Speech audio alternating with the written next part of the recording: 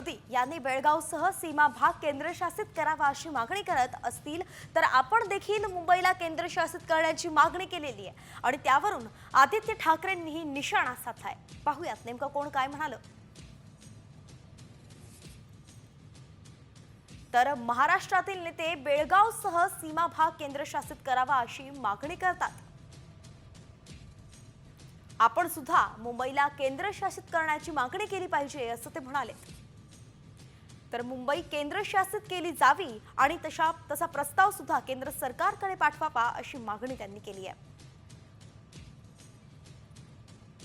दोन्ही सरकार मग वारंवार भाजपचं सरकार असेल किंवा काँग्रेसचं सरकार असेल, तिकडचं कर्नाटकाचं बेळगावमध्ये मराठी माणसावर जो अन्याय करत आहे त्याच्या विरोधात आम्ही बोलत राहणार आणि आमची ही मागणी ठामपणे आहे की बेळगावला केंद्रशासित करणं गरजेचं आहेच।